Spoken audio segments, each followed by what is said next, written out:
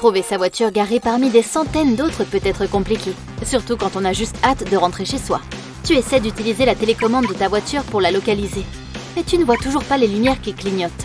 Aussi ridicule que cela puisse paraître, tu peux pointer la télécommande de ta voiture vers ta tête pour qu'elle ait plus de portée. La meilleure façon de le faire est de la pointer sous ton menton et d'ouvrir ta bouche. Ta tête agit comme une antenne et les fluides agissent comme un conducteur pour le signal. Cette tactique t'aidera à te rapprocher de ton véhicule de quelques mètres supplémentaires si tu es perdu dans un de ces énormes parkings. Certaines personnes l'ont même testé avec un logiciel pour montrer comment cela augmente exactement la portée. Ils ont mesuré le signal d'un système de télé-déverrouillage, RKE, seul et avec un humain, et l'ont essayé dans une simulation à fréquence fixe. Ils ont placé le signal à une certaine distance du sol, simulant la distance entre une main tenant la télécommande, et ont laissé le signal partir. Il a couvert un terrain convenable. Ensuite, ils ont effectué la simulation avec une personne qui tenait le signal de la télécommande et ont réessayé. Le schéma de la portée était dirigé et augmentait la portée vers la cible. La troisième simulation a montré une personne encore plus grande lorsque la télécommande était dirigée vers la tête. Lorsque la télécommande de ton téléviseur tombe en panne, trouver un appareil de rechange peut prendre une éternité. Une solution rapide et pratique consiste à se procurer une télécommande universelle pour ta télé, ton climatiseur et les autres appareils que tu utilises. Ces télécommandes fonctionnent de plusieurs façons. Par infrarouge, sans fil, Bluetooth ou radiofréquence. La méthode la plus courante consiste à utiliser un type de lumière appelé infrarouge. Le signal se déplace à une fréquence invisible de la télécommande au téléviseur. Si tu as une télévision intelligente, elle peut capter directement les signaux Wi-Fi. Certaines télécommandes sont livrées avec tous les programmes préinstallés avec les bons codes de fonctionnement. Cela signifie que tu n'as même pas besoin d'entrer ces codes spécifiques lorsque tu veux utiliser un appareil. Certaines télécommandes peuvent apprendre de nouvelles fonctions à partir de la télécommande qu'elles sont censées remplacer. Il suffit de tenir la télécommande avec apprentissage face à la télécommande d'origine et de laisser les signaux infrarouges se transmettre de la télécommande d'origine à la télécommande d'apprentissage. Tu peux facilement transformer ton smartphone en télécommande universelle si tu télécharges l'application adéquate. Si tu as un téléviseur intelligent et que tu as cassé la télécommande, c'est probablement la meilleure solution. Tu peux aussi transformer ton smartphone en caméra thermique si tu veux détecter une éventuelle fuite de gaz dans ta maison ou surveiller la situation du chauffage et de la climatisation.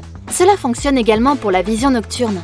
Les caméras des smartphones capturent des images en utilisant la lumière de l'environnement et l'affichent sous la forme d'une combinaison de rouge, de bleu et de vert. Les capteurs des smartphones peuvent détecter la lumière infrarouge, mais l'objectif d'un appareil photo ordinaire de smartphone ne suffit pas. Heureusement, il existe un équipement tierce que tu peux fixer sur ton smartphone pour le transformer en une caméra thermique qui fonctionne correctement.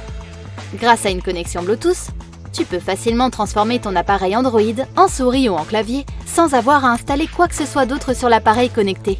Il suffit de télécharger l'application appropriée et de la configurer, puis de coupler presque tous les appareils à ton ordinateur portable via le Bluetooth.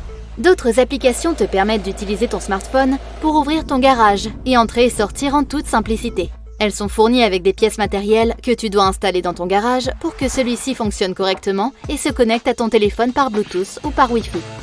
Les maisons intelligentes, dans lesquelles tous les articles ménagers sont connectés à un contrôleur principal qui permet de contrôler et de personnaliser n'importe quel article, sont désormais monnaie courante. Si tu installes des caméras de sécurité chez toi, tu peux diffuser les images en direct sur ton téléphone depuis n'importe où dans le monde. Si tu pars en voyage à Hawaï, tu peux voir ce qui se passe chez toi et dans ton quartier tout en bronzant à la plage. Et si tu vis dans un endroit froid avec des chutes de neige fréquentes, tu peux installer un plancher chauffant autour de la maison et dans l'allée pour faire fondre la neige et utiliser l'eau pour autre chose. Cela te fera gagner beaucoup de temps, car tu n'auras pas à déblayer ton chemin le matin.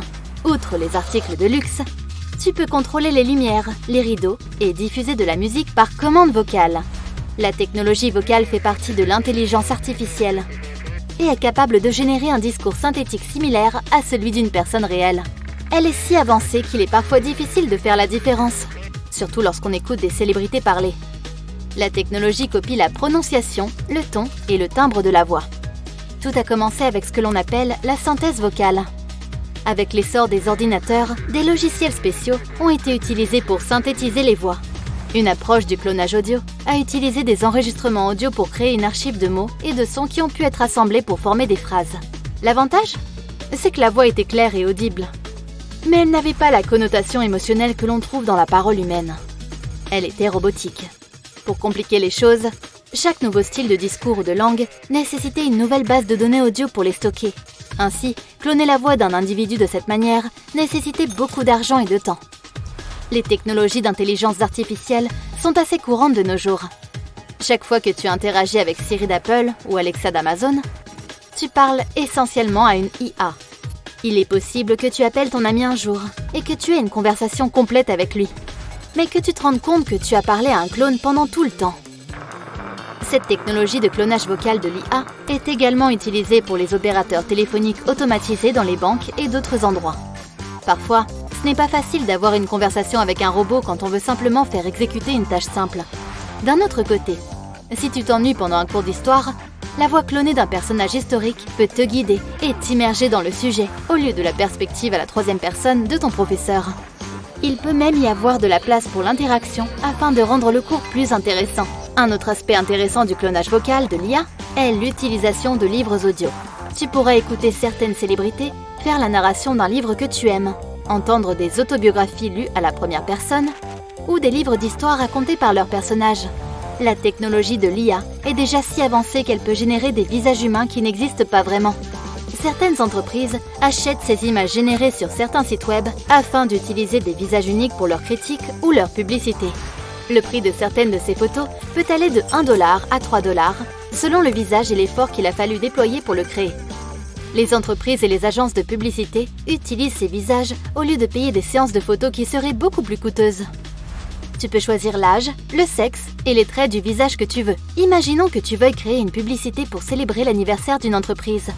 Tu pourrais choisir environ 4 images dans la liste des personnes générées artificiellement et modifier les paramètres pour créer un nouvel humain. Et tu pourrais obtenir 10 visages humains possibles de différents groupes d'âge, sexe et humeur à partir de 4 images.